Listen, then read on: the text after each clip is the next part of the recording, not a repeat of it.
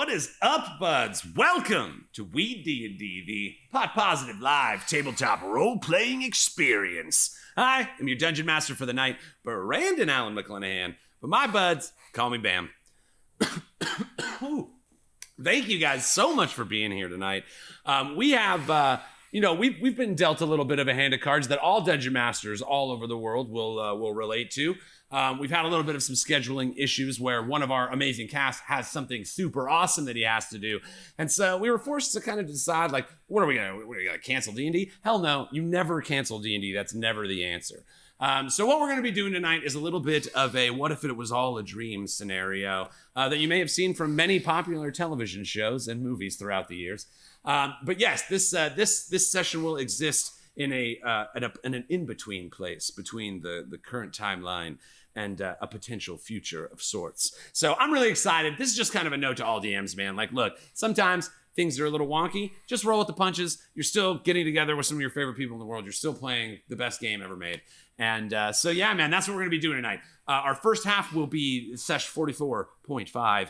And then in the second half, we're going to get together and we're going to do a getting higher. We're going to level up the Ferocious Five from level 9 to level 10. So, that's how we be doing it around here. I am so pumped to get into this. It's going to be silly. It's going to be crazy. I'm telling you, just be ready for some zaniness. I just want to get into it. In order to do that, I've got to pass this here magical joint over to four of my finest friends in the land. I'm going to pass this bad boy here through the interwebs to my dear and wonderful friend, Brenna Folger. Hey, Brenna, how you doing, girl? I'm Brenna. That's me. I'm Brenna, but you also know me as Brunor, Prince Brunor, the Serpent Slayer. I'm a cavalier. Ride my boy Brian, just doing my best. I was gonna say that my favorite Rugrat is Bill and Lil because they switch their bows so much, and I love that about them. That it doesn't matter. Much like Prince Brunor, it just doesn't matter. Doesn't matter. Gender's a construct, bro. What do you think, Abby? Gender is a construct, my dude. Oh my gosh, Abby Dandy, aka tennis smooth hands around these parts. You know what? I'm a halfling, I'm a cleric, and I'm just here to party. Oh my gosh, with my buds. But thinking about the Rugrats, Tommy Pickles, I gotta go with him. He's a little dude with a cool first and last name, so I'm kind of partial to him with my name being Abby Dandy and whatever. But yeah, I'm just stoked to hang out with my buds. Let's do it. What do you got for me, Drury? Oh, for you? Oh yeah, no, I got the world for you. What up, y'all? Drew, Dorcas the dwarf, fucking shorty and quickly encroaching on 40. Ooh.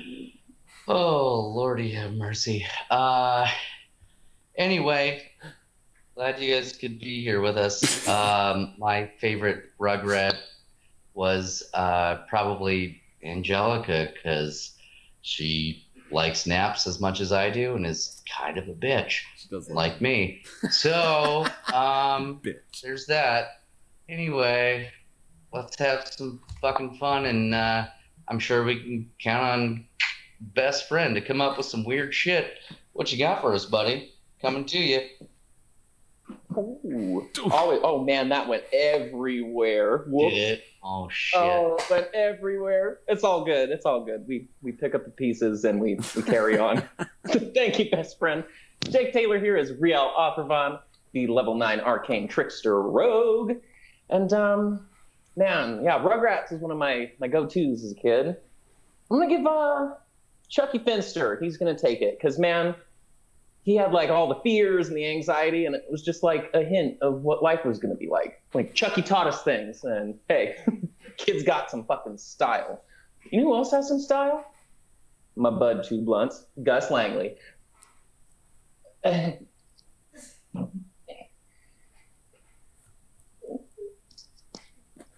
Oh yeah, thanks, Gus. All right, it made it back.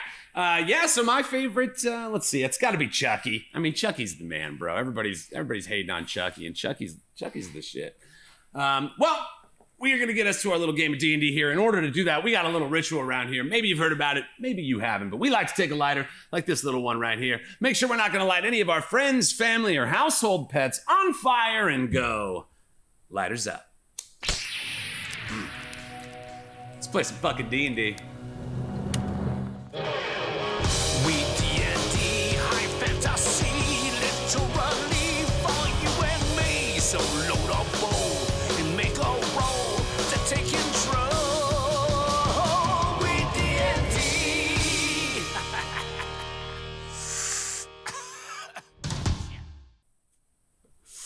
Ooh.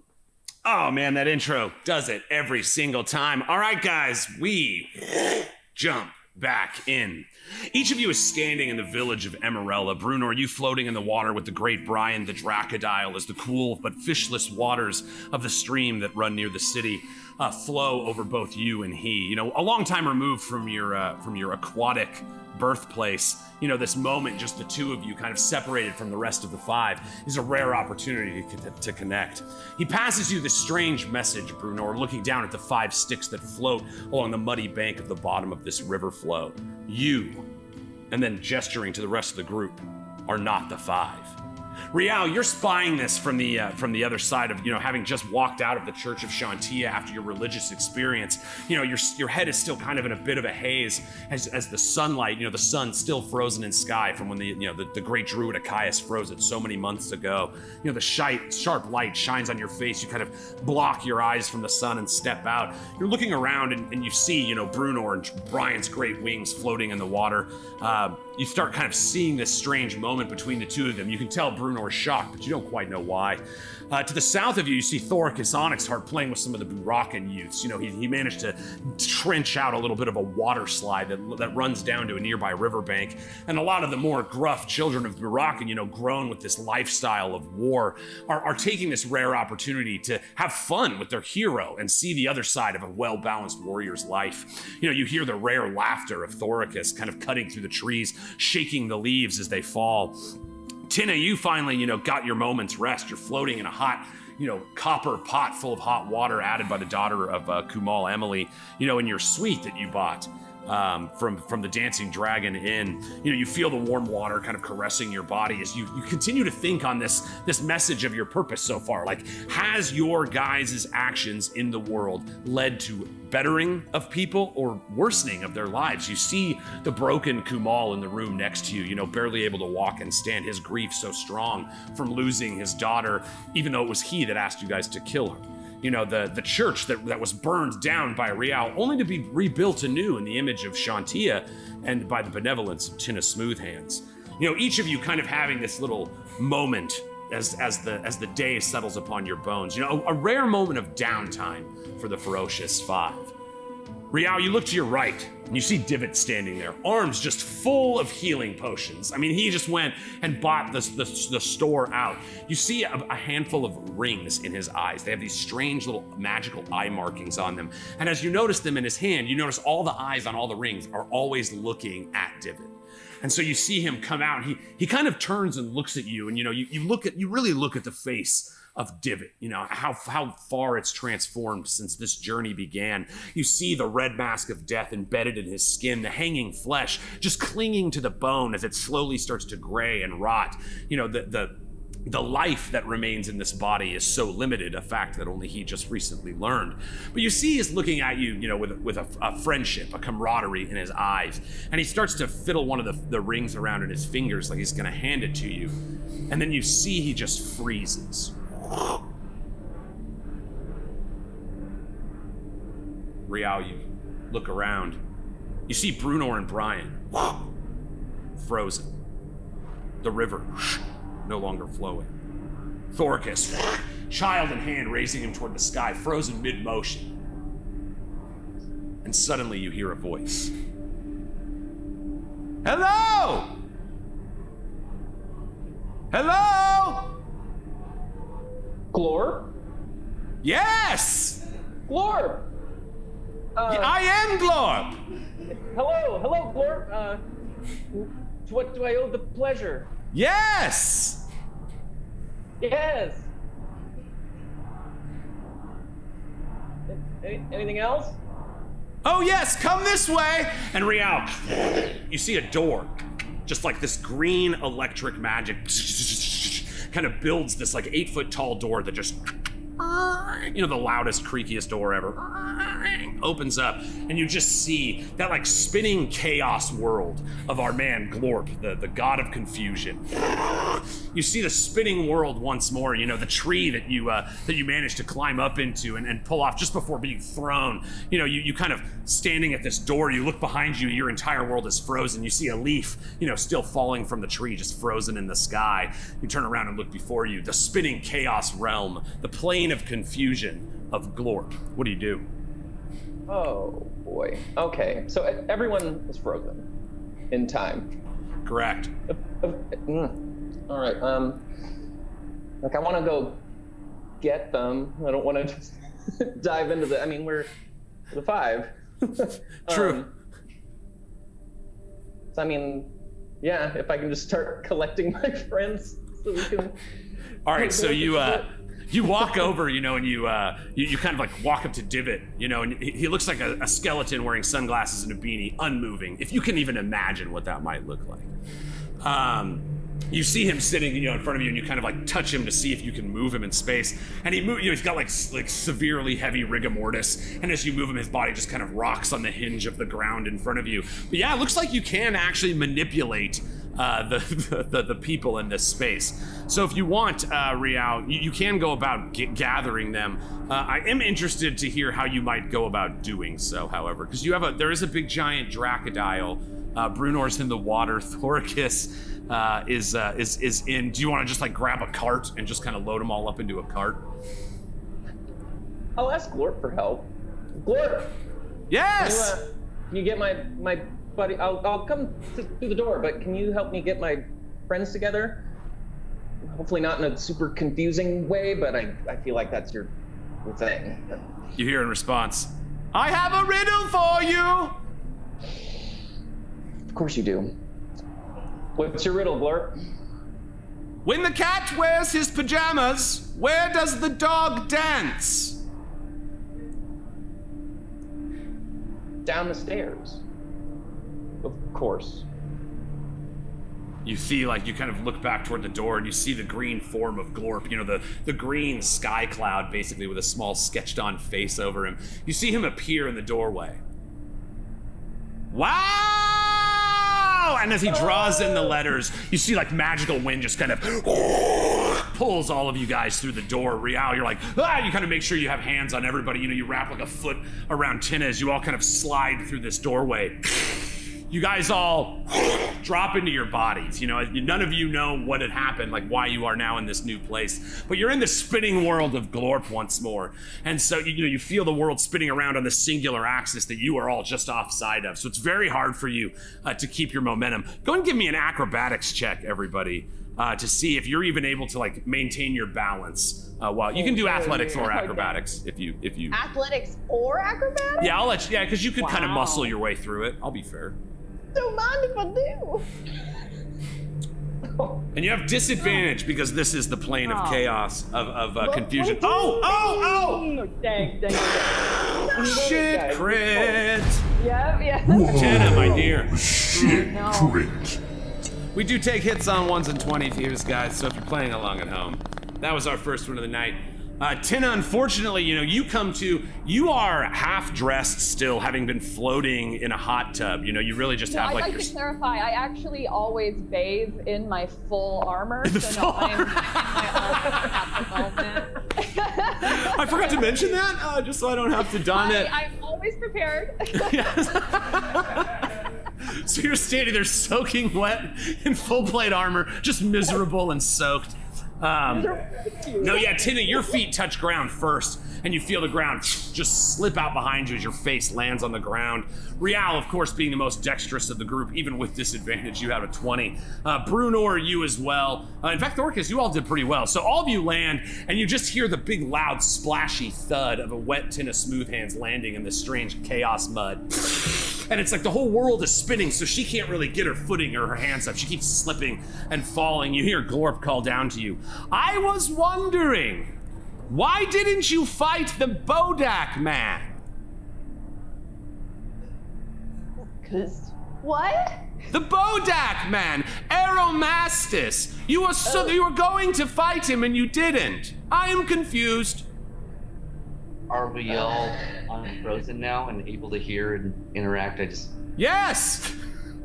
Hey, Glorp! Oh my god, it's Glorp, y'all. Yeah, Glorp's back, guys. All right. Hello. I don't know. We had shit to do. Yeah, it was on our list. Like, in all fairness, we just had We're to getting to it, yeah. We had to other kill a things. dragon again, like the same dragon.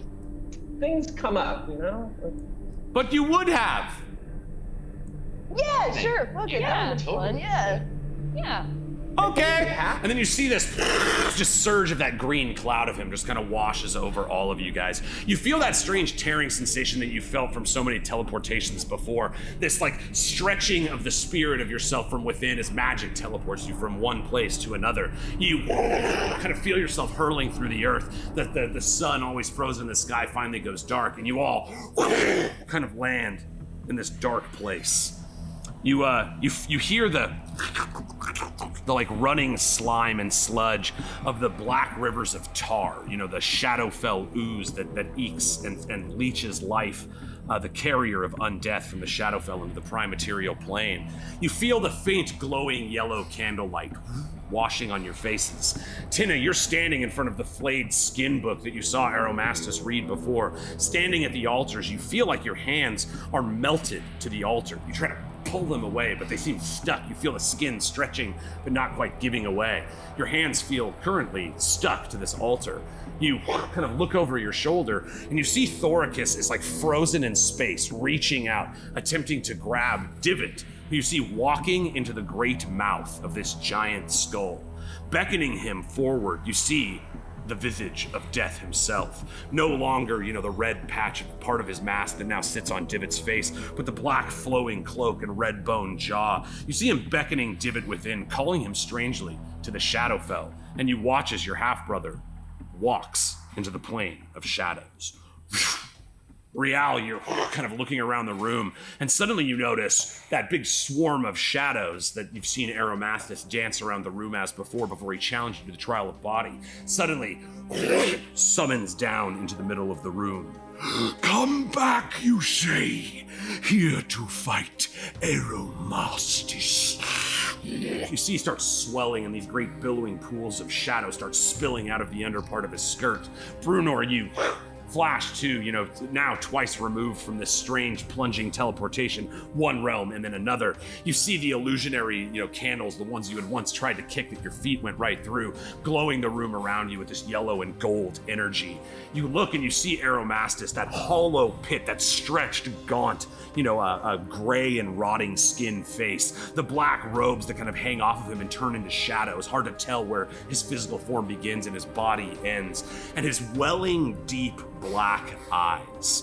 Brunor, he turns and looks at you, and for once, you see all the sadness and chaos that's been contained behind his eyes release. These jets of black magic wash over your face. You're gonna go ahead and make me a saving, which one? DC 12 Constitution saving throw.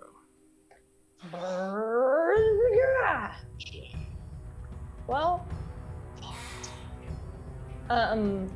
excellent. You know, it would be dope is if I used Indomitable to redo that saving throw. Ooh, good call. Yo, that's a very good call there. So go ahead, do it. Bust that Indomitable. This gives you another opportunity to make the saving throw. You would have failed. You only had an 11. Yeah. And so yes, using your warrior ability, you get a second chance. Give me a second con save. Oh, pray for daddy. Nice. Well, good use. Brunor, man. you feel as if your spirit, when this black magic washes on your face, it's like it's drawing the life from within your body. And you literally feel like your spirit starting to be sucked out of your like face through this magic portal to his eyes. However, you know, There, you get back in there. yeah, you're kind of like stuffing it back in with your fingers. Using your force of will as a warrior, you do manage to knock it off, which brings us to the top of initiative. Tina Smoothhands, you see this Bodak try to basically suck the life out of Brunor. What do you do?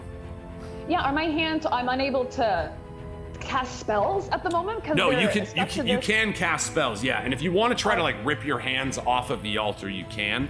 Yeah, I absolutely want to like. I panic as soon as I see Divot and I see Aromastis and this horrible scene in front of me. So I want to try to rip them off. Dope. Give me a strength check. Yeah. I know not your hottest ability, but No. I'll do my best, and I'm stressed out, you know. Okay. Tina, you feel the stone again pulling at the skin. You realize your strength isn't going to be enough. Now, Tina, I will let you break off of this altar, but you will have to use a first level spell slot to do it. Okay. Yeah. Absolutely. All right. So you try, Tina. You try pulling your hands off the altar. Unfortunately, you're just not strong enough. This magic that holds you there. But however, your strength comes not from physical strength, but from the power of your will within and your connection to your benevolent light source of Shantia. So suddenly, as your hands I connect to Shantia, and I'm so fresh from this meeting with her, or not meeting, but connection to her, and I once again I'm gonna channel her divine light and energy and try to transform that into strength. You see you burst these yellow beams of energy from your hand, the golden benevolent light, bestowed, the river within, gifted you by Shantia. You see that surge of energy, and rather than pulling your hands away, it just blows the stone that it's connected to away. You see the altar that it's standing on, like 2 feet of stone, gets shattered in all directions. You see some rocks land in like the oozing sludge to the north of you as your hands glowing yellow with energy, you filled with that purpose once more. It's still your turn, Tina. What would you like to do? I don't know my own strength. Excuse me. Hot hands. So I'd like to. So the first thing that I'm already riding high on this connection to Shantia, and I want to see if I can use that same benevolent energy that is clearly so strong in this moment and cast Guardian of Faith. And I'm not trying to summon Shantia or anything, but I want to, out of the ground, if I can, like more blooming roses come out of the ground into almost like a spectral, ghastly, lively shape to protect me and the rest of my friends. Yes, that's awesome. Tina, it's like here you are once more in the pit of darkness, this den of Zulithax and the Shadowfell impression that occurs over you. A large spectral guardian appears and hovers for the duration. All right, so where do you want to float him at? Let me check the range. So it's 30 feet. 30 feet, yeah. Yeah, so I could cast that in between Divot and I. I'd like to get as close. Yeah, I'd like to cast it right in front of Divot if I can. In between him and Aromastis. Okay, nice. Yeah, so Divot's here. He's in the mouth, so he's like kind of to your east there. So you want to put it kind of on the river between the Shadow Skull and like where Thoricus is at? Yeah, absolutely. Perfect. Yeah. Okay, cool. So yeah, you cast this. What is your Guardian of Faith? This is actually the first time you've cast this particular spell, Tina. So what does your Guardian look like? Yeah. So Shantia always brings forward a lot of rose imagery. So I'd like to, when it first appears, I'd like it to be like a garden of roses springing out. But the actual figure itself is like almost like a beanstalk with a face and arms, kind of like the swamp monster from Avatar a little bit, like that. Yeah. Dude, awesome. Yeah, you see this creature kind of grow out of the sludge in stark juxtaposition to the dark, shadowy, the impression of the Shadowfell that sits layered over this first layer of this dragon's den. The beaming light from this guardian protecting Divot, anything that moves within 10 feet of him now, too. So if anybody, like where Thoricus is currently standing, he's safe as well. And then Tina, if you were to like back up toward that edge, you would also have that same protective guardian. Anybody who tries to move through you, they'll take 20 radiant damage, which is pretty dope. So you create like a nice little protective area kind of over here in front of the skull. Did you have anything else you wanted to do? I think that's it for me for this turn. I'm just gonna kind of expend all that energy and then try to keep another hold on the oncoming situation. All right, you see this glowing energy behind you. It is the Bodak's turn. You see he steps, that little like fountain of shadow that's just spilling out of this strange cloak that's half shadow, half fabric, just tattered over his gaunt face. You see a stretched face looks up, and all that shadow that you saw pour out of his eyes suddenly starts billowing even harder from beneath him. It fills up a dome in a 30-foot radius around him. So this is actually going to hit everybody except for Thoricus and Divot. You all take 9 shadow necrotic damage. There's no save. He has an aura around him of obliteration. You just feel this necrotic wave just tearing at the fiber, like the atoms inside of you are breaking down from just the sheer presence of evil and darkness. It's still his turn, however, and he's going to... all right, I'm going to roll a d4 on this, guys. And this is, we'll start left to right, Bruno or Rial. I don't think he can actually reach Thoricus on a 4. I'll re-roll. Of course it was a 4. Why wouldn't it be? One more time. If it's 2 4s in a row, I quit D&D. There we go. All right, Brunor, give me another DC 12 con save. You see as the shadow spills out, that face, that long, stretched mouth turns. Here, let me show you guys, just because Bodaks are freaky again. So, a good, terrifying image of this nightmare creature. You see he looks at you once again, Brunor, and he's going to attempt his... DC 12 Constitution save. No, I'm sorry. This is on your turn. Okay, I'm sorry. That happens on your turn. Don't worry about it. And then he's gonna attack. He's gonna go up to you, Rial. He's no fool. He's a very wise man. And he moves up. You can see, make a DC 12 Wisdom saving throw, Rial. You see he stares at you, and suddenly this like billowing magical sadness starts pouring out of his eyes. And Rial, you're pretty susceptible to sad things. Yeah, that's... What was the DC? 12. Oh, okay. Oh, nice, 17. So yeah, this magic aura has no power in your brain, Rial. You've learned to overcome sadness so many times in your journey. You're not about to let it creep in right now. You watch he basically used his attack to do that. He has to recharge that to do it again. But yeah, you're passing some good saving throws. He is going to move rather than get anywhere near. He moves closer to the shadows. The yellow warm light behind him is almost pitch darkness, and you see him retreating from where the light is, retreating from the protecting guardianship of Tina Smoothhands. You see him backing away to the west side of the room. That is the end of his turn, Rial, and you're up. Okay, I do at least want to start heading. I think I can get about this far because I want to get closer to. Just after everything in the Church of Shantia, and I already have just this connection with nature myself, with my upbringing. I do see this guardian that she summoned, and it's just like, my friends are there. This is something that she's summoned to keep us safe. But also, you said his name is Aeromastus? Yes, Aeromastus. Oh, you son of a bitch. Hey. You sly dog. Son of a birch. So you hit him with the son of a birch. Thank you. Yeah, Rial, you notice that as he moves into the shadows, it becomes harder to distinguish what is him and isn't him. And you bring up the son of a birch, and you lock in true. You're an amazing marksman. You let loose. You hit exactly what you were aiming for, but it apparently just blows through the shadow. You see it doesn't seem to strike his physical form. You hear him kind of call back from the shadows. Yes, you will fall. Join the Shadowfell legions. Well, you don't know until you try, right? True that. True that. There. I'd like to at least try and get a good drop on him for next time. Yeah. If you want a bonus action hide, you try that. Cunning action hide, yes, sir. Yeah, go for it. Give me a stealth check. Bodak, you're on deck. Thank you. Oh! Crit it. Look out. We had a bad one, now we get a good one. Here we go. Lighters up, guys.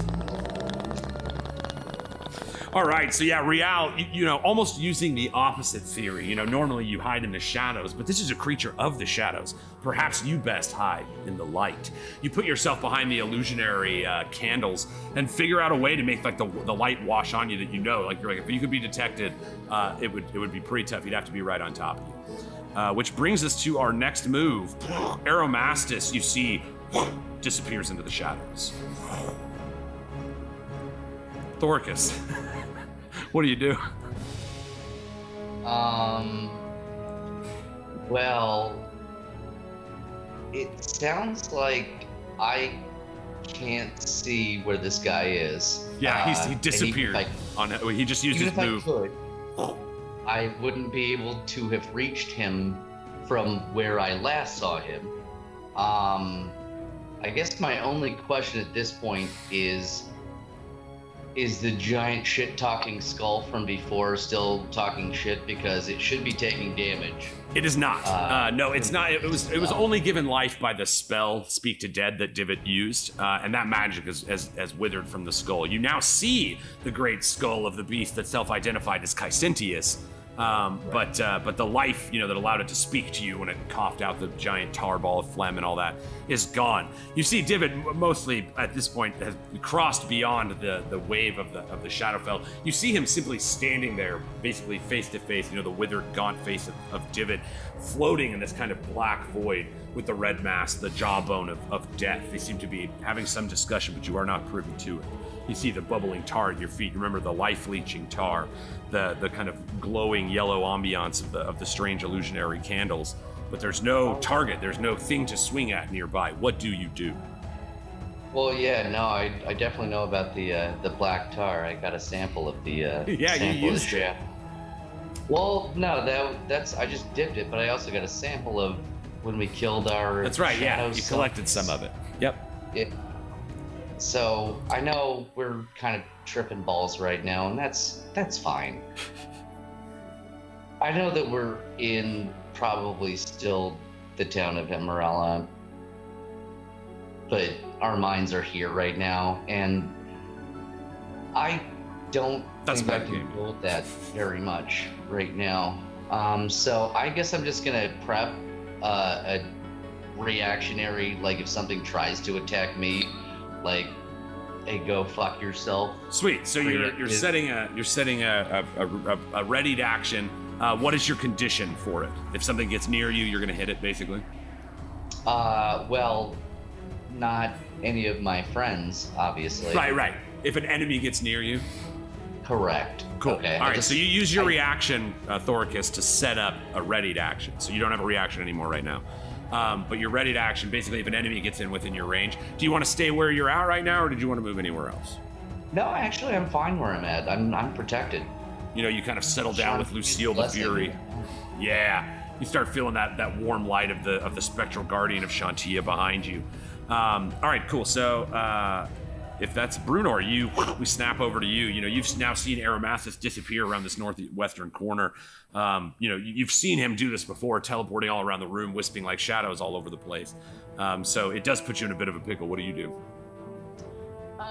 Well, now that he is like around and I see him, like, I'm like, okay, well, so before I was just gonna attack him, but now that he's in the shadows, I'm going to head my way over to my friends with the Briarman. I'd like to hop on him. Dope. Bam.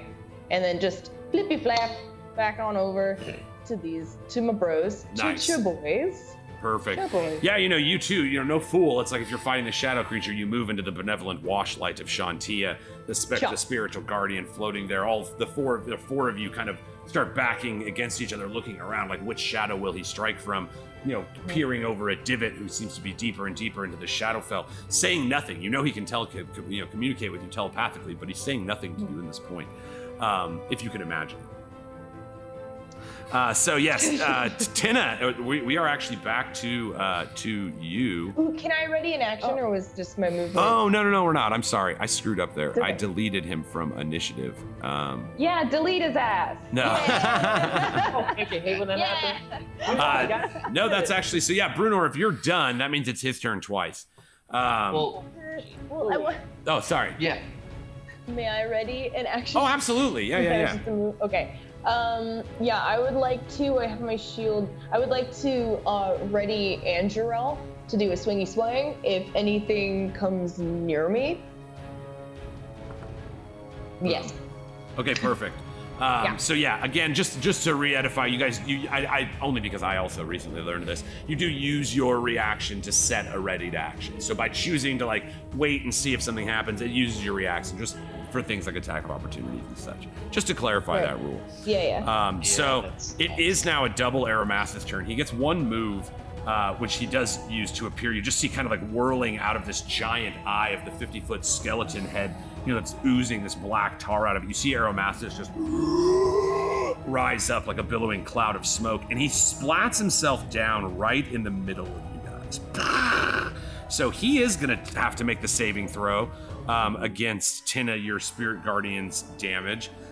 He's going to pass, so I think he only takes half, but he is susceptible to light, to radiant damage. So you see that like the light from your spectral guardian behind him actually burns away some of the shadows. You see him start kind of wisping away, like a witch in water. So yeah, you do see that it actually manages to still do 20 damage, even though he saved for half. And so yeah, but he puts himself there for a reason. You see as he lands, even though the benevolent light of Shanti is there, that creeping cloud of shadow once more washes over the floor. All of you guys again take 9 necrotic damage. He's going to roll to see if his breath weapons recharge. He needs a 4, 5, or a 6. He got a 4, so it does recharge. He's gonna come at you guys pretty hard again. Tina, he looks at you, the guardian of light, the source of this holy energy, standing there, yellow hands, glowing with the radiant light of your life god. And he's going to turn that dark death gaze on you. You see the bubble of life and death magic pushing against each other. The force of your own constitution will be the answer to this. You need a DC 12 constitution saving throw. Okay. You got this. Come on, man. Oh! Shit, crit. That's the bad one, guys. Sorry about that. Oh, God. Tina, you look into the eyes of this Bodak, this swirling maelstrom of shadow in front of you, and you see he turns his eyes against you. You see the strength of life and death in stark juxtaposition of each other, pushing against this bubble. And then you see reaching out from the hollows of his eyes, 2 black hands. They reach, they pierce through the bubble of light magic and grab you around your throat. Tina, you feel your life essence drained from your body. You drop to 0 hit points. All of your life is gone. Now you do have your amulet, so you're not dead yet. You are at 0, and if your turn starts and you're at 0, you'll stabilize. But it is not the end of his turn. Oh my god. I need you to make me a DC 12 Constitution saving throw. This one's a big one. So this is a double effect. You have in effect died. Oh, nice. 13. Just passing it. So Tina, your spell, unfortunately, your spectral guardian goes away. That warm wash protecting light that you all kind of started to gather around is now gone. You feel nothing but the cold touch of this eerie plane of shadows kind of creeping into your skin. All your doubts, all your fears, all your worries, the things that you're so good at suppressing in the back of your mind, they start spilling forward in your thoughts, disorienting all of you. You watch as Tina's skin goes withered and weak, and her body falls. Now, Tina, you're at 0. Which is fine, because you have your amulet. Am I conscious? But you are unconscious right now. You will stabilize on your turn. Okay. Because of your necklace. So if that was a full death, don't worry, I would have given you that thing. But we worked it out. He would have turned you into a shadow if you had failed that second one. So you were this close to being a shadow instead of a Tina Smooth Hands. Literally 1. You were 1 away. So perfect. That's actually only his 2 attacks and his move. we jump to the top of initiative. Tina Smooth.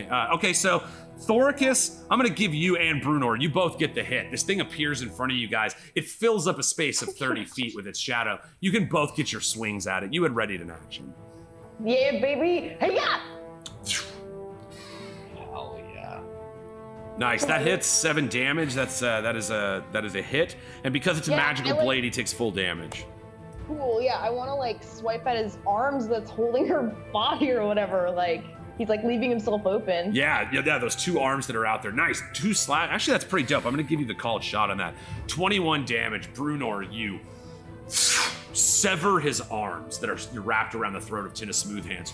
You see the shadows withdraw back into his body. Tina, you breathe, one more. You're back to 1 hit point now. Brunor, you cut the arms. Thoricus, what do you do? Oh, I already rolled. Oh, dope. Okay, sweet. Oh, yeah, no, that's the 14 damage. All right, cool. 14. I thought Bruno and I just fucking went ham bone on this. All right, podcast. you all get this moment. The Bodak tried to kill Tina Smoothhands, but he left himself open. What do the 3 of you do to this thing to end it? Oh, I've got 2 tickets to Fucktown. hell yeah. I cut off his arms and they retract, and I just watch Thoricus give him Fucking a first class. Spin around and come down just. You see you slice them into 2 shadowy forms. Each of them has their own essence. Riao, you see as this shadowy form in front of you splits into 2. What do? So, if you'll allow me, just because you don't fuck with my friends, you don't fuck with Tina Smoothhands. Right. I want to disguise self as Aromastus as we saw him before, when he was still like the untainted elf. Yes. And I'm the Shadow Piercer. So after I take like his guise of what he used to be back when he was something that's worth a damn, I want to roll up with Scimitar the Rapier and just stare like he's looking at himself. I've had this weird experience with synthesis. It's like, and hopefully I can enact that fate on him another day. But for now, and my friends are just chopping this guy up and just, Dope. You do so. You split through the shadowy essence of what Aromastus is now, the twisted essence of the once great elven lord of this den of dragons. You see as you cut through this essence, it peels off of him. And you see this withered old elf noble inside. Thousands of years old. His skin just withered and wrinkled, similar to when you last saw Synthesis, but not Synthesis. It's a different elf Real. It's not always Synthesis Real. It's fine. And yes, you managed to, with the force of your essence, as the blades of both Thoricus and Brunor land true, you pierce the shadowy form around this creature and peel it away. You watch as the shadows start being sucked inside the great giant skull mouth, as if the bridge to the Shadowfell is there no longer. You watch as that transparent layer of the Shadowfell is removed from this top floor of the den of Zulathax. Peeled away, you watch the giant skull of Cassentius close, and then pull into the black tarry waters with Divid inside and disappear.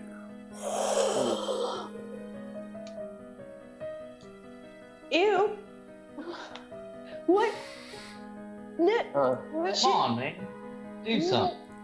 You look down, you see the black beating heart of the mountain. You see the green glowing light inside of it starts getting brighter and brighter and brighter, and suddenly you watch as the black heart transforms into the big giant green cloud form of Glorp. And he goes, "Oh! Okay." You guys all suck back in. Brunor, you're floating in the rivers of the water of Emerella. Brian before you. Rial, you're standing suddenly. You're the one of everybody that really feels this moment, Rial. You're back in your body. You look over. Divid is still frozen. He's not he's unmoving. You tap him.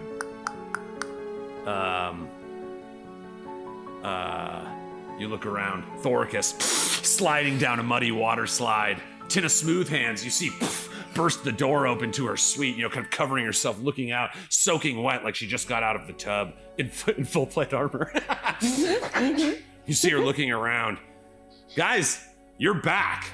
Everything is as it was in the moment when we first began this adventure, except for you, Rial. You know what just happened, and you also notice the divot is still frozen in time. And that's where we're gonna pick it up next time, guys. Oh, all right. Oh man, that was a ton of fun. Holy crap! Thank you guys so much for hanging with us. I thought specifically, I thought Gus did extremely well tonight. I thought his choices were all rooted in character. Seriously, this is just kind of an opportunity, guys. Sometimes things are a little tricky, and here's one way that you can work around that. So thanks so much for hanging with us as we did our What If It Was All a Dream episode of Weed&d. We are going to wrap this up with the letters up like we normally do, but in the second half here tonight, after intermission, we are going to be doing a Getting Higher as well. So we're going to be leveling up the 4 of the Ferocious Five from level 9 to level 10, and we'll be doing that right after the intermission. So hold up.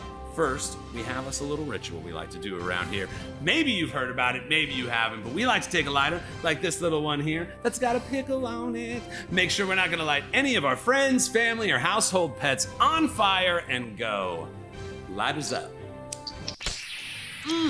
Thanks for playing a wacky game of D&D with us, guys. And we will be back. Please hang out for this amazing intermission. 10 minutes of completely original art inspired by this show, this epic story that we have now told for this 54.5 sessions. It has been such an amazing ride. So thank you so much to all the incredible artists that submit. Please check out some of this amazing artwork. I get teary-eyed when I watch it. Listen to the amazing music. We have one new track from Sandy Stein as well. He does all the original music for the show. Oh my God, we love you guys. We will see you in 10 minutes for Getting Higher with Weed&d. Thank you, For Glorp.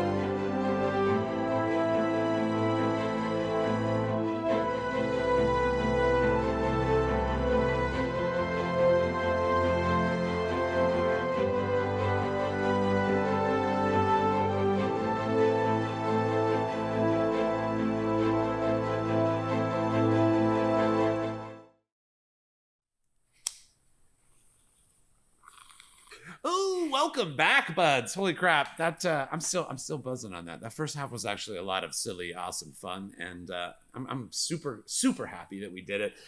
Speaking of things that I'm super happy that we do, we are about to get higher with our series called Getting Higher with Weed&d, where we level up our characters from our main journey here with the Ferocious Five. Today, the Fantastic Four. Oh no, that's a thing. That's already like we can't. Let's back up on that. Let's back that. That's Dear Marvel, I'm sorry. All right, so what we're gonna do, guys, we're gonna level up from level 9 to level 10. We have come quite a way from the early adventures that we met oh so long ago now, and it's cool. This is kind of a big step. Level 10 is halfway through. For those of you that don't know or are new to 5th edition, typically your character extends from levels 1 to 20. Adventures don't always go to level 20. You know, it's like that's just kind of like where they end making rules for them. There's some cool third-party content and stuff, and some fun epic character boons and things beyond 20. But for the most part, like that's kind of the standard window of the character classes in the PHB. So level 10, it's like we're halfway. We're right where that power bubble starts to shift. You'll start noticing, as you may have in that last encounter, some kind of save or suck big power abilities that monsters start having that make fights pretty dangerous. So I'm super excited, guys. I love getting to do these because it's kind of our opportunity to show you a little bit of like the behind the scenes, like what, not behind the scenes so much as like, but what a D&D is like. Typically you have your game nights and then you all kind of get together and you level up and stuff. And so I love doing it because it's also an opportunity to get higher with all of my favorite people. So speaking of those favorite people, hey guys, what's that? Hi. Hi. Hi. Hey, howdy. All right. Well, heck, we did a closing lighters up for the last one, so I feel like, rules would dictate that this time we would then lighters up now. Lighters.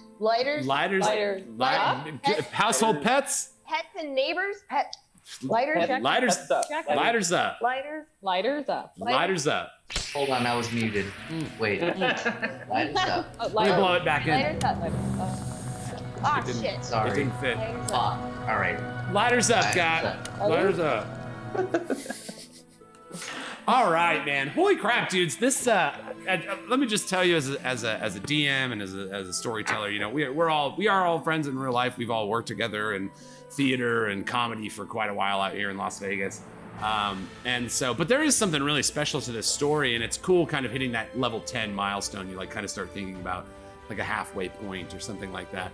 And it's just been so cool to watch the evolution of these characters on both sides, like how the character builds from the story of the character, and then how you guys then take the story and incorporate it into leveling your character up further. I absolutely love it. I've seen you guys make decisions that like power gamers and stuff wouldn't necessarily do, and not to say that there's a right or a wrong way to play, but it's like I actually love leveling up with you guys because it's like I always get like a sweet little insight into like the minds of these ever-evolving characters from the story that we all get to tell together every week, you know. So I love getting higher sessions, not only because I get to get higher, but because like I just love talking our game with you guys, man. Aw, shucks. Oh. All right, guys. Level 10 now. Who wants to step up first? I'm not doing this. I'm making you decide. Me. Boom. Let's roll. Daddy. Do you guys want to roll? Daddy. It's a late Father's Day gift. Happy belated Father's Day. Yes. Happy Father's Happy Day, Father's Daddy. Day, Daddy. Thank you. And happy Father's Day, Papa. Oh, you kids. Oh, Papa. Yeah, Papa Sketty. Kids are the best. Oh, we gotta get you. I'm some so happy spaghetti. your father had you. Yeah. I don't know about you though. You're starting to worry me. All right, so Brunor, the Cavalier. Yeah. You at 12th, or I'm sorry, not 12th. I'm just giving you guys at 12th Whoa, level, at thanks, 24th dude. level. He said No, it. yeah. It's canon. You actually get a class feature. You get one of your Cavalier features. Do you have yours, or would you like me to read it?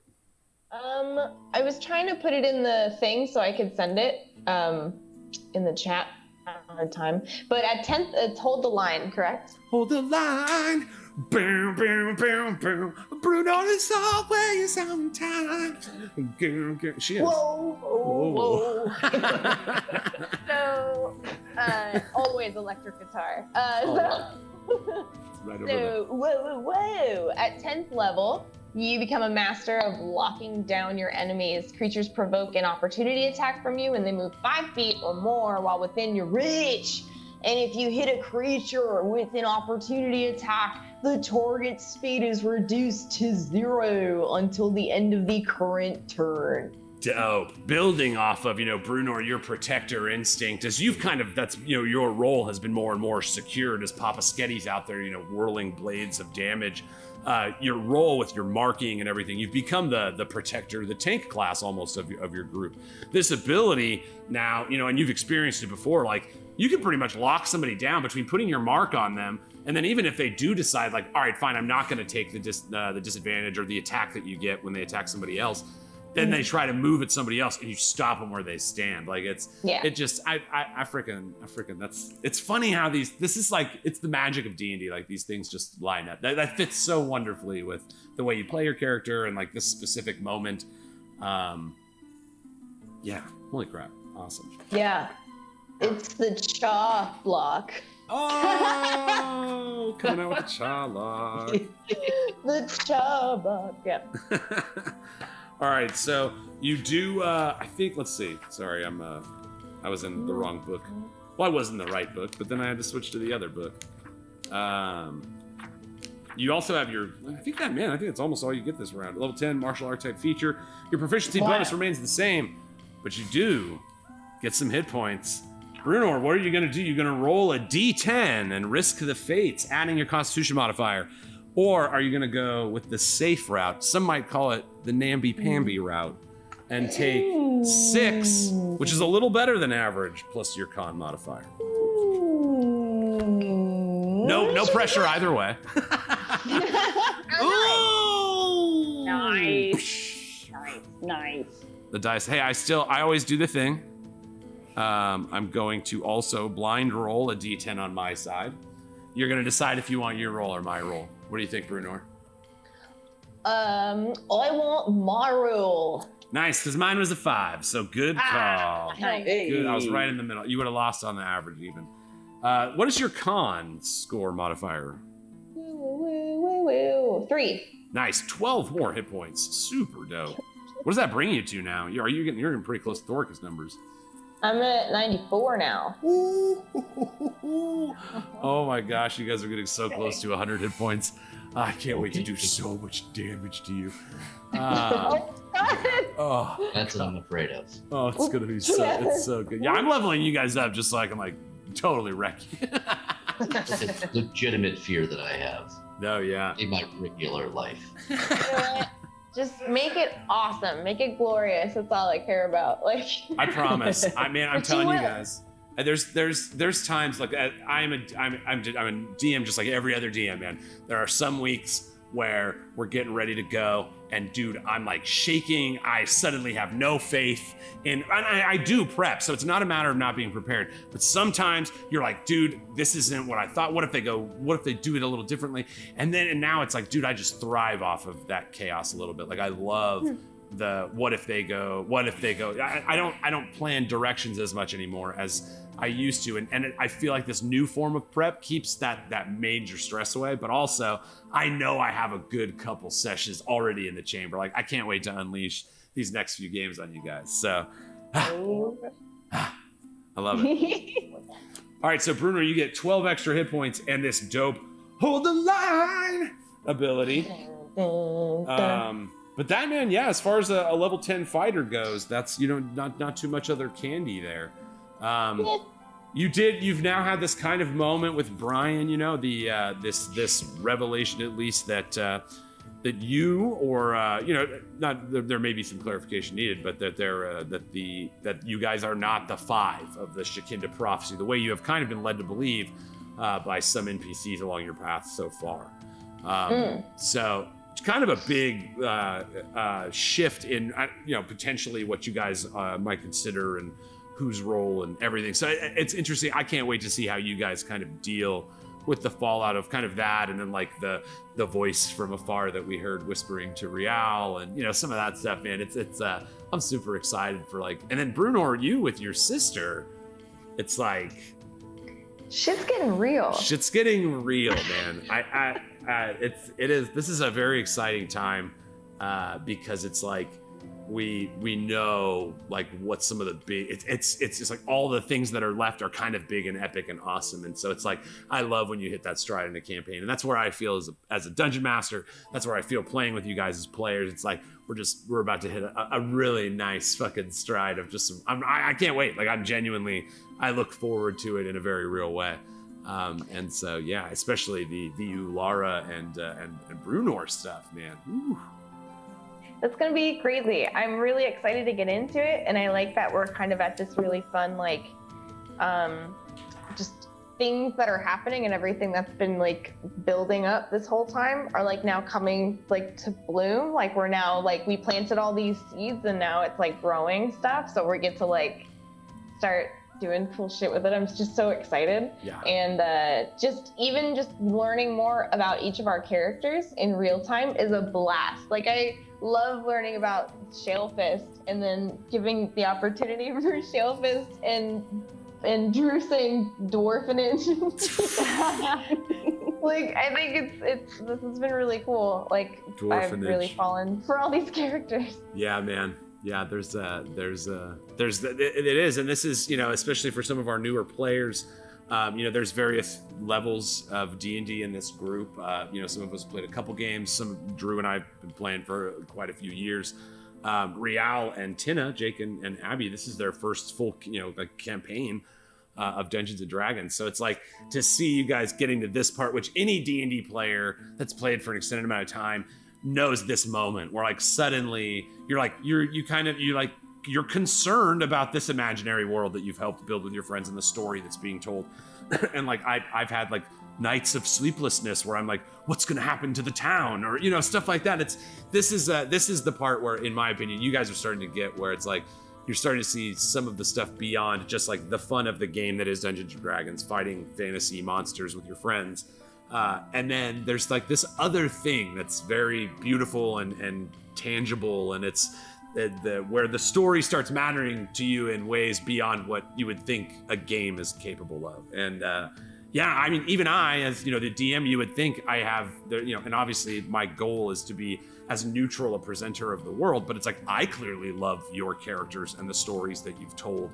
And so, but in that comes the ultimate, you know, it's like it's then my job to test those characters to the limits of their abilities. So I'm really looking forward to just what the fuck is going to happen next. And the evolution. I mean, Brunor just kind of like watching the road drifting, you know, the kind of like has her own ship, does solo missions, doesn't really work with a group, you know, is mistaken for a man by the local people just because of her gruff lifestyle and a misunderstanding of your culture, you know. And so it's like this to see that evolution and to see you find things that were missing from your backstory in your life, this kingdom that's gone and this family that was lost, and then finding that in the five, and then as those like protector instincts and abilities grow, you then are, you know, becoming more and more protective of the group around you. It's just like, as far as like story goes, like fuck, that's amazing. And that's again, I always say like D&D is the greatest game ever, but it's like that's kind of why it's like somehow you end up, it all just kind of comes together perfectly in these little magical ways. So freaking awesome. Cha, man. Cha.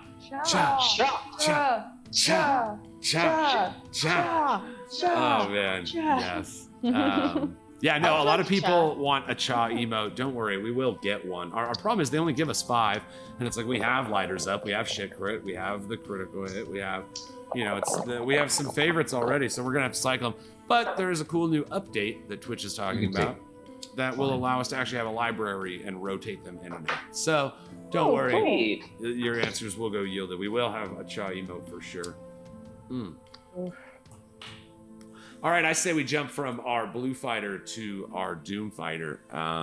Jumping Nice. cross here. Doomeride. From daddy to Big Papa. I love it when you call me Big Papa. My man Thoricus. So I mean, similarly to the link of battle prowess and evolution of skills to the journey of your story, you know, we kind of touched on it last session a couple weeks ago with just like the kind of just I'll fight anybody, like all I know how to do is kill, almost not to say mercenary, but that kind of like, you know, like a hired sword, a guard, a fighter.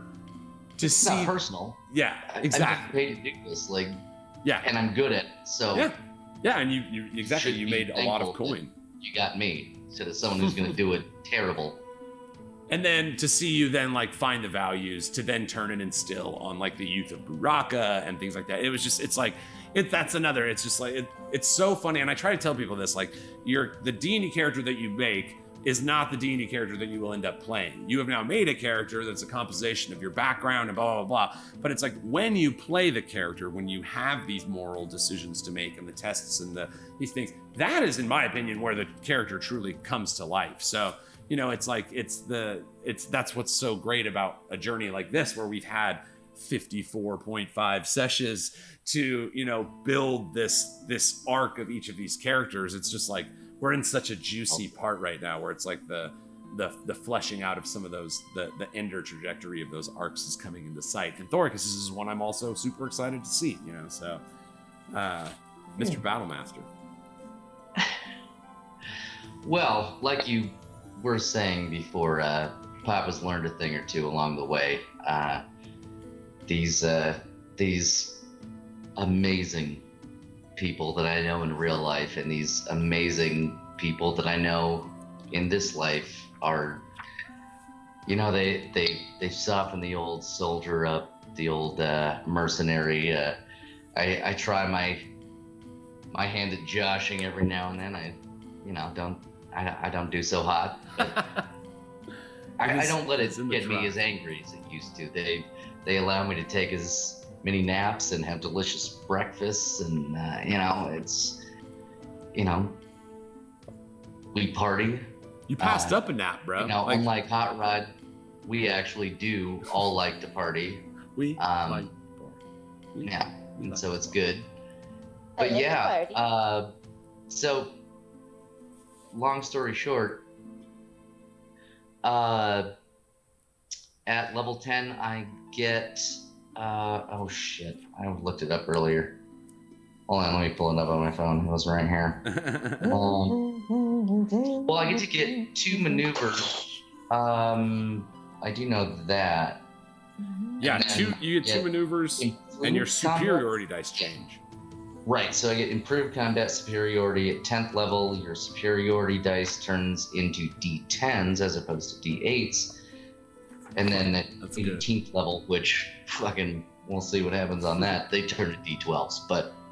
Dope, yeah. So instead, now all your maneuvers, instead of operating off of a D8, they now function off a D10. So the bonus to your armor class or your attack or your damage and those instincts, now the potential goes up. That's awesome.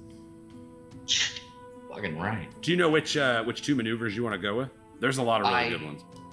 I do. I know there's a lot of great ones, but you know, I feel like I've been kind of focusing more on what my backstory and character, you know, started out as I kill shit, and that's kind of what I was focusing on the entire way. But as I've been around these awesome people and you and the community, you know, Papa's grown in heart size. So yeah, this time around, I'm gonna go with my heart.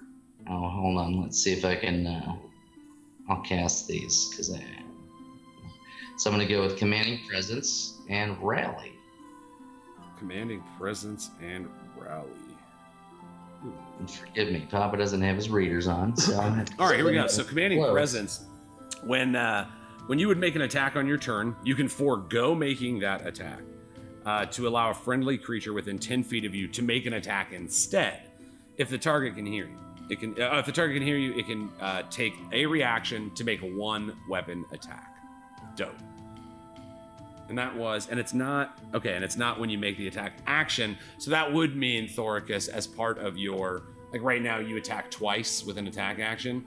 you could have Right. one of them be a normal strike, and then one of those 2 attacks in your attack action could be the commanding strike as well. I just want to clarify that because that's a little weird. But it would say when you make the attack action. Right. No, So, it's not weird, but I figured since, I do have 2 attacks right now. Yeah.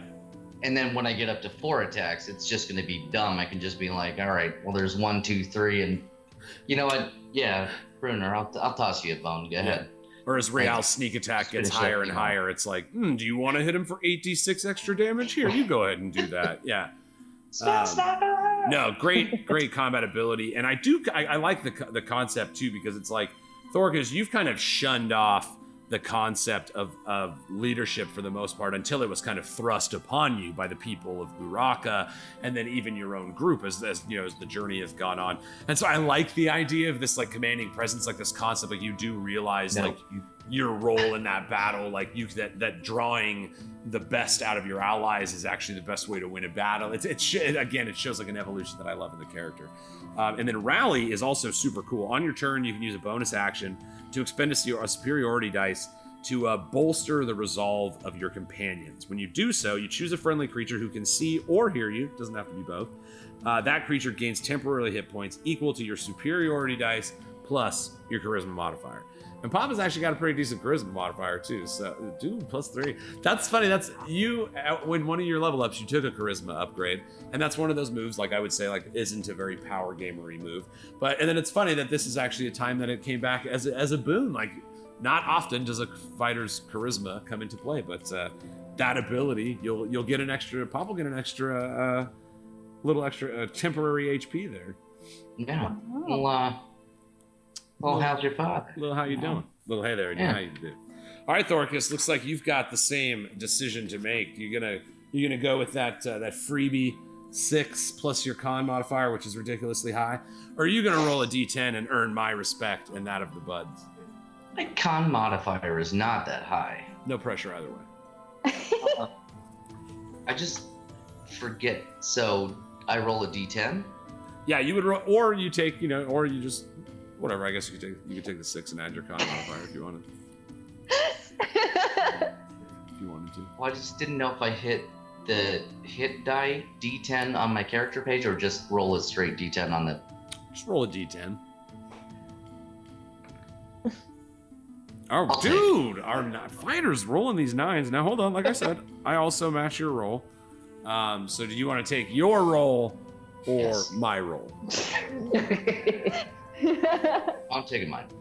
Well, I rolled a 3. So you're good call there. Good call on your back roll. Yo, Thorcus. How many hit points do you have now? Papa just hit triple digits, y'all. 104. 104! Damn. Oh! Oh yeah. Oh my gosh. I'm gonna hit you so hard. I know you are. I'm so scared about it. I'm gonna get to roll so Oh many my more dice God. now. I love it. He's gonna get us. Oh my Well, if gosh. that's Daddy's Papa's turn and Daddy's gone, well, why doesn't Baby go? Baby it's up. baby. Let's do it, baby. Cleric, level 10. This is one of the coolest. Again, damn if the storyline doesn't just happen at the moment that this, like, I couldn't fathom a better time, Tina, for you to get this ability. As a cleric of life, you now get a thing called Divine Intervention. You got that, or you want me to read it? Oh, will you read it? I don't have it pulled up. No problem. So at 10th level, as part of being a life cleric, and look, I have her right here. Yeah. So you're beautiful. You're a lady. You might get a little of that. Hello. It's called Divine Hello. Intervention, Tenna. As a level 10 cleric, you can call upon your deity to intervene on your behalf when your need is great. Imploring your deity's aid requires you to use your action. Describe the assistance that you seek and roll your percentile dice. If you roll a number equal to or lower than your cleric level, your deity intervenes. Now that's out of 100, so you got to realize, like, you'll be a level 10 cleric now. So there's a 10% chance that by using your action and asking your girl if that she will intervene. A god will intervene on your behalf. Insane. The DM chooses the nature of the intervention, and that'll be fun. The effect of any cleric spell or cleric domain spell would be appropriate. If your deity intervenes, so yeah, like a cleric spell, if you wanted a certain spell cast or like a domain ability, and you needed to ask your god to do it, or if you had a specific question or a fun role, any role play stuff, big things when they happen. If your deity does intervene, you cannot use this feature again for 7 days. Otherwise, you can use it after finishing a long rest. So once per day, you have the option to try to do this. At 20th level, it always succeeds. Oh, jeez. No roll required. She's just like, oh, Shantia, got you, girl. Yeah, whatever you need to do. You got carte blanche. I love when they put stuff like that because it just makes you like, oh, I want to be level 20. Okay. That big. Dude, that is dope. So yeah, again, I just, to clarify what the percentile roll implies, you'll roll 1d100. If you get less than 10, or 10, or I would give you 10 or less. If 10 or less, then Shantia would intervene on your behalf. With, like it says, just to kind of gauge your power level. It's not a wish, but it's like a cleric spell or an ability, connected to your kind of school. I mean, her being a life god kind of has certain implications. So it's like, in some dire circumstances, calling upon Shantia, asking her, but that'll be a big dice roll. And oh my God, I'm excited. Well, and like you said, it's the perfect timing for this. Like, my connection to her has never been stronger. Oh, it's insane. Yeah. No, you just laid eyes on her for the first time. You went to the church, a church that's like made in your name for the namesake of the mother. Like, it's just, I love Dungeons and Dragons so much, dudes. It's just like, yes. Oh, and then now she has divine intervention? Because of fucking course she does. Because that's dope as shit. What? There is who? There is who? What is he ever done? But yeah, just strictly from a math standpoint, 10% is way better than 0%. Sure. Absolutely. Which is, yeah. That's my success rate when asking God for help.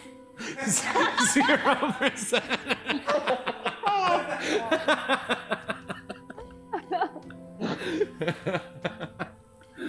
All right. Divine intervention. Tina, you also you learn a new cantrip. I didn't notice that in the spell listing, but you'll get a new cantrip to choose from out of your clear cantrip list. And you don't get access to a new level of spells, but you can cast more of your higher level spells now. So you can cast 2 5th level spells now. So that's very exciting. Ooh, man, yeah. No, again, like I said, you guys you'll start seeing what we talk about when we talk about like how there is a paradigm shift between casters and melee classes around these levels. These things start again once she gets like 6th, 7th level spells. You'll be like, okay, I see what's going on. I see what's happening. But yeah, I love clerics. Honestly, I will be completely honest with you. I think they made clerics so good because there is this like weird idea that you need a cleric in your party. And so I feel like they like honeyed that pot a little extra. They were like, yeah, I mean, you don't have to have a cleric, but I mean, if you wanted to play cleric, you could play all kinds of different clerics and they're all pretty fun, but you can still be the cleric if you want to be the cleric. And they do really badass stuff. Yeah, you've been 2 kinds of clerics. They were both dope. You know what I mean? Like, yeah, Trickster was really interesting. I mean, just the different spells and like the different mood of it all just felt it was like really fun, and I'd like to maybe one day play another Trickster cleric. Yeah, no, for sure. Yeah, I had fun even though she got eaten by a Tyrannosaurus Rex pretty quickly. I had Mithra built. Like I said, it was almost just to show you what like a Trickster cleric of your power level would have been able to do. And then she pretty quickly got eaten by a Tyrannosaurus Rex. But it was like even that little opportunity, I was like just looking at the toys they have. That'd be a fun cleric to play down the line too. Especially if you have like a bounty hunter group or like a cool like treasure hunters or stuff like that. Yeah, dope. I think I'm sorry. Treasure hunters, Ocean's 11, one shot. Let's do it. Yes. Yeah, I almost now that you guys have played enough. I kind of want to like do a level 20 one shot for you, just so you could see like what that type of gameplay. It does take a while. Like fights just become much longer at that point because there's so much to do. But you guys have a grip of the rules enough that it's like I think that could be something fun that we do some off week or something. cool. I'll start running that through my noodle. I'll be honest. I've never played a level 20 game. I've only gotten to 18. Oh dang! Dude, yeah, it's a 18 blast. now. It's fun, man. I mean, 18's high, but yeah, like that's 20. That's the max. You always want to, Yeah. I've never been there, Hey. so One day. Yeah, it's tight. It like I said, it does. The game becomes much more of the ability usage and what those powers do, saving throws. There's because there's instead of a thing that hits an area, there's meteor swarms that hit a mile area, and so it's just everything goes to 11, and it's a lot of fun. But I think there is a time where you just go, this character completed their journey, let's send them to the Hall of Heroes and start a new character, so it's like that. It gets tough though. By the time you get to 20th level, if you went 1 through 20, you usually are in love with your character, and it's weird to think about anything else. And I mean, you guys might even be, as we kind of consider the Ganjaria season 1, it's you gotta start thinking about character ideas and stuff. It's Oh jeez. all right. So But I can't wait to do that. That's gonna be really fun thinking about because you've laid so much groundwork for that, and so I can't wait to start thinking in that world and thinking of different all that kind of stuff. I'm excited. Dude, I am super pumped. I'm very excited. Yeah, for those, I mean, some of you guys are newer and you don't know about the whole, we were going to launch in the world of Ganjaria, which is a campaign setting of Mind Design. And it's a fully fleshed out campaign setting, and we were going to be starting off in that. This big thing happened, which didn't allow us to play in a room together. And rather than stop the kind of momentum that we had on this concept, and we had a goal to launch on 420, and we kept that goal even with the world kind of crumbling around us and those couple months. We launched this version, and we decided to make it a prologue to the world of Ganjaria. And so, yes, that's what this season 0 is, the story of the Ferocious Five. This is the prologue to a new world, and perhaps the epilogue of the world of Everendell.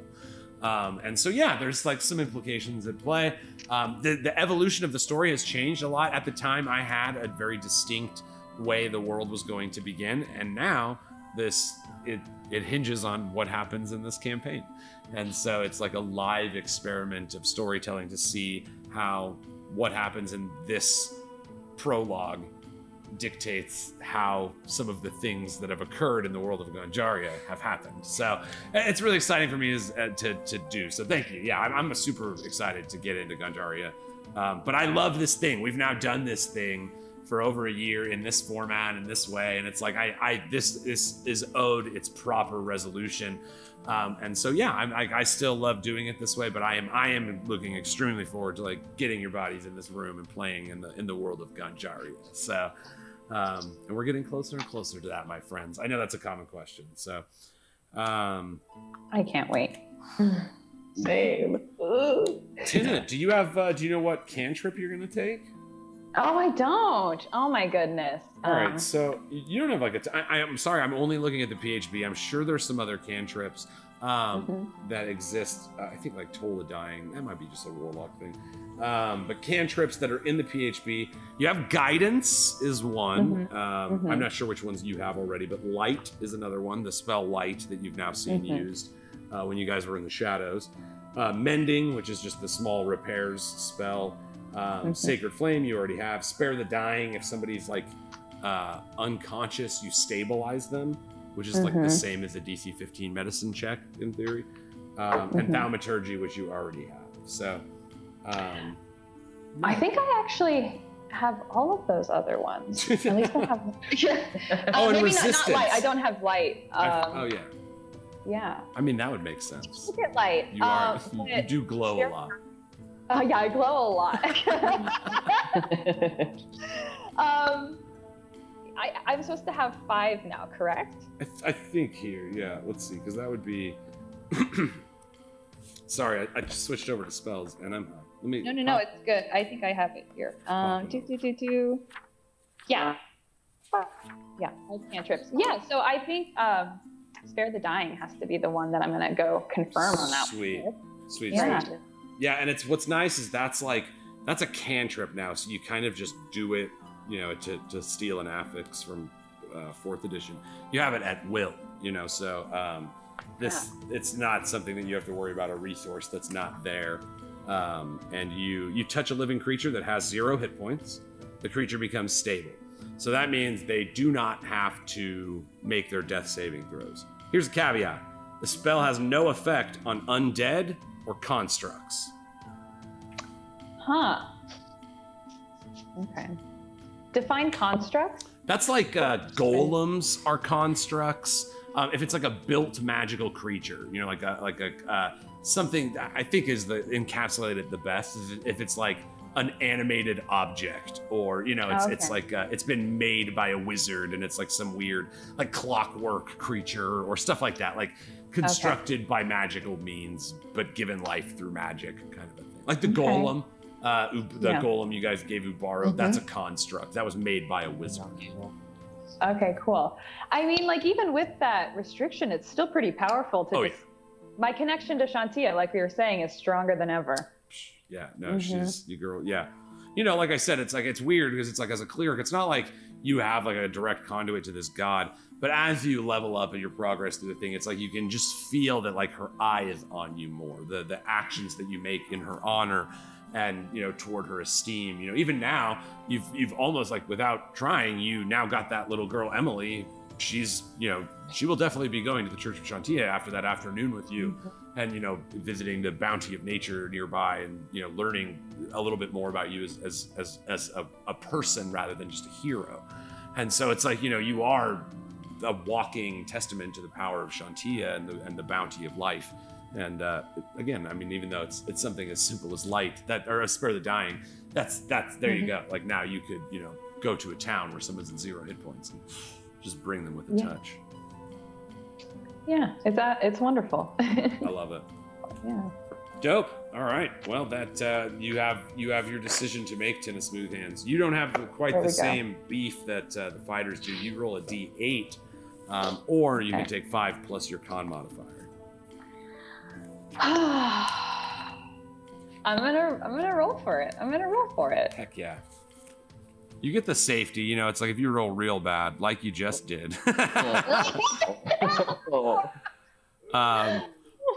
Well, since yours is a 1, and you're gonna choose mine no matter what, I'm not gonna have the DM screen, and I'll just show you what I rolled. Okay.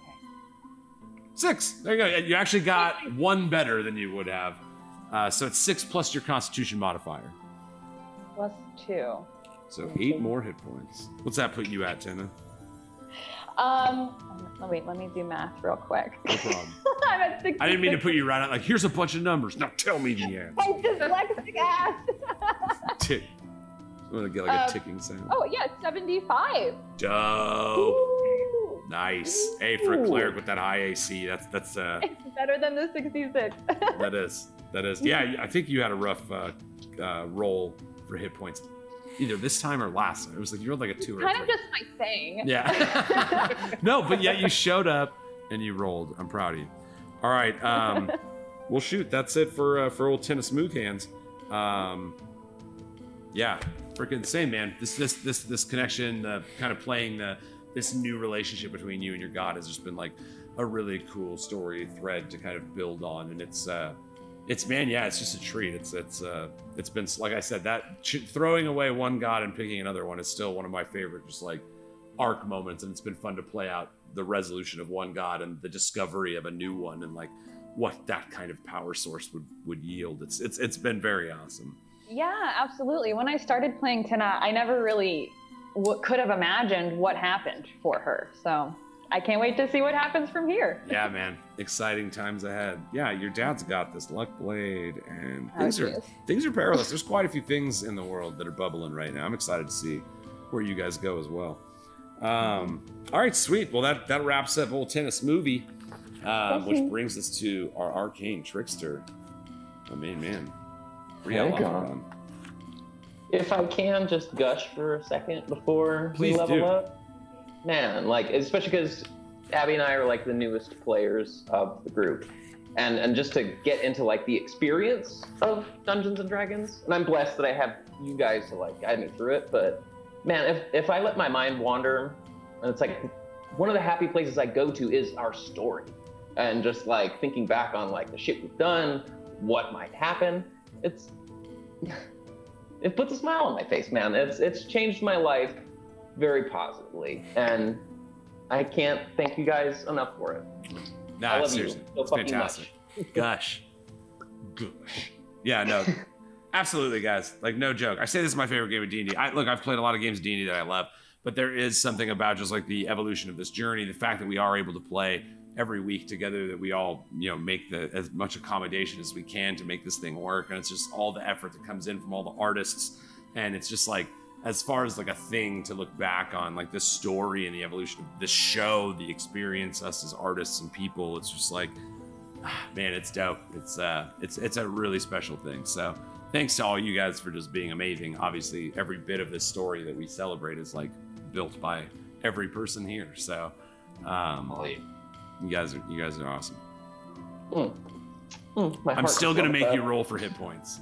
Yeah, I'll just go ahead and do that first, though. Just knock that out. He's going in first for the hit points.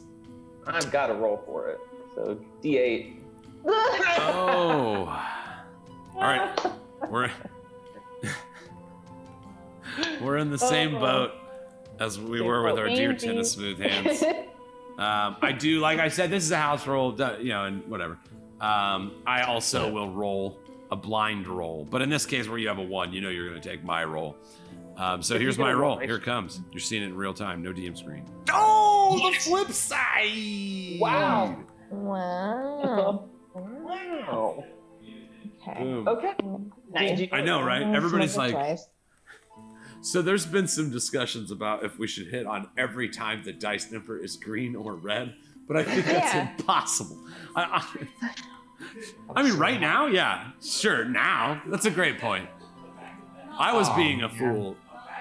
This is why you have a studio team, because they help fix. This is happening in real time.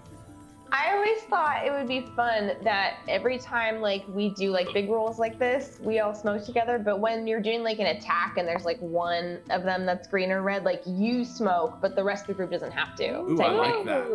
Okay. I thought about that, where it's like if I roll an attack, if I roll some crazy thing and it's got to be multiple dice, like if that way it doesn't like slow down the show, because we honor every single one of these, but then it also is kind of funny to see who gets really stoned. Yeah. No, I like that a lot. Yeah, you guys have proven that you can. I mean, we've had some pretty smoky episodes, and you guys have always held in. Like already, we've had water because we can crit sip. I'm high as shit right now. For so example. So high, and we can also be so hydrated. So hydrate. Yeah, don't forget to hydrate, buds. Do you guys want some exciting news based on this roll? Yes. So my con modifier is 1, so I get 9 hit points off of this roll, which puts me at 69 hit points. Yeah. Oh my god, nice. Nice. Fucking nice. Nice. I think we can finish. We're done now. We're done. I think we Later, beat buddy. D&D. It took 10 levels, but one of our players finally has a 69 hit points. Nice. So nice. I don't trust us with that information. We will exploit that often. But no, I'm very excited for that though. 65 you do for rogues too, because it's like, oh, I'll just half damage when something hits me one time around. Yeah, you're not a squishy rogue anymore, my friend. Yeah, exactly. Slightly firmer rogue. A nice turgid rogue. Boom. Yeah, you're a Nice Turgid. dude. lurky. That's a fine turgid No. rogue you got there. An NPC is gonna say that. I know it. I'm just waiting. It's gonna be like 8 more episodes. And be like, that's I like my ale, I like my. Flipping a coin. All right. Yeah. You do get, this is dope. I will admit, this to me is one of the weirder level up rewards that is built into the rogue mechanic. You get another ability point increase at level 10. Because, and so you can either add 1 to 2 stats, add 2 to 1 stat, or take a feat. funny you say that. I would love to improve my abilities, of course, but with the offer of a feat out there, and I think this works narratively since Rial and Synthesis have met face to face. There's a feat called Mage Slayer. You have practiced techniques useful in melee combat against spellcasters, gaining the following benefits. When a creature within 5 feet of you casts a spell, you can use your reaction to make a melee weapon attack against the creature. When you damage a creature that is concentrating on a spell, that creature has disadvantage on the saving throw it makes to maintain its concentration. That's the money. And you have advantage on saving throws against spells cast by creatures within 5 feet of you. Oh, hell yeah. Yeah. That sounds pretty spicy. I've seen Yeah. it on Sunday. So, That's spicy. again, Rial, I love the concept of like, you're gonna have to slay this mage. But also the Archmagus Urgon that you have battled along your way. And just like the idea, it's like, what have mages done but rack your body with painful magics and ripped you from another person? And it's like, so yeah, the idea that you will then use magic to be a mage killer is awesome. Yeah, dude, that's dope. No, so again, kind of, we were talking about how the power spike is coming with your monsters as well. So things like casters and concentration and things will be far more common to have to deal with. You guys will find yourself choosing between like the big thing that does lots of damage or like the little casters that are darting around that you're having. It's like this, fights become a little more tactically driven at this point because of now these, and you're not the only person in the world that has the feat Mage Killer either. A tip to any of your casters in your group. Specifically Divot.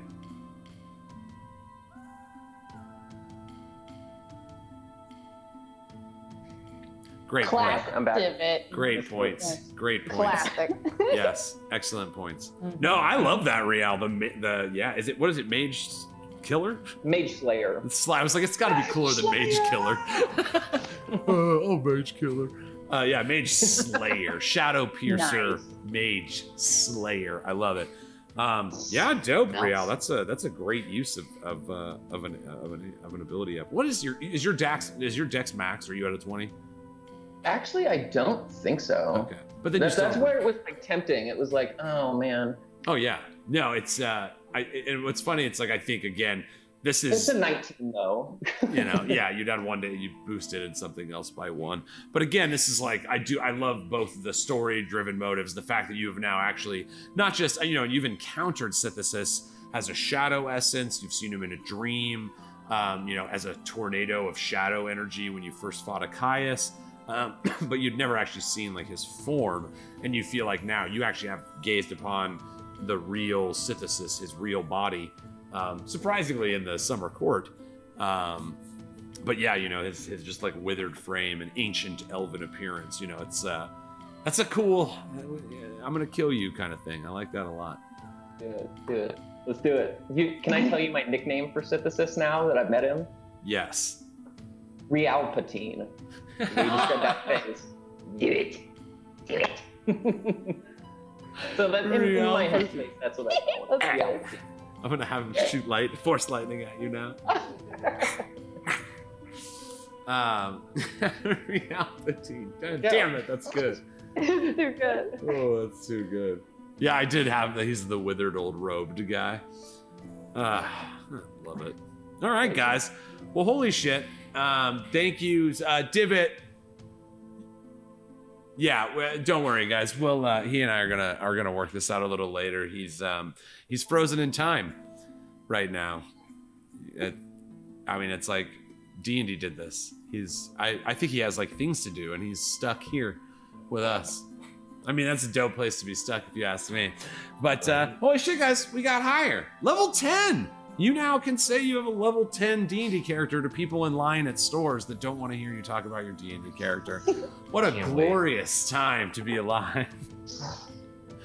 I love you guys so very much. I love you guys. Thank you for hanging with us. I hope you enjoyed. Again, like I said, this is the D&D side of the character build, which we then like to weave into this awesome, amazing story that has got some epic shit coming up. I promise you.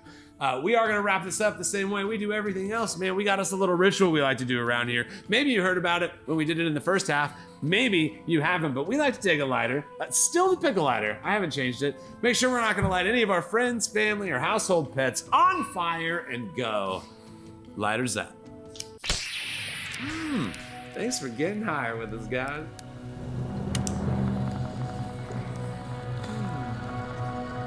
He's like, can you pass me those chips? And you're like, I have a level 2 battle master.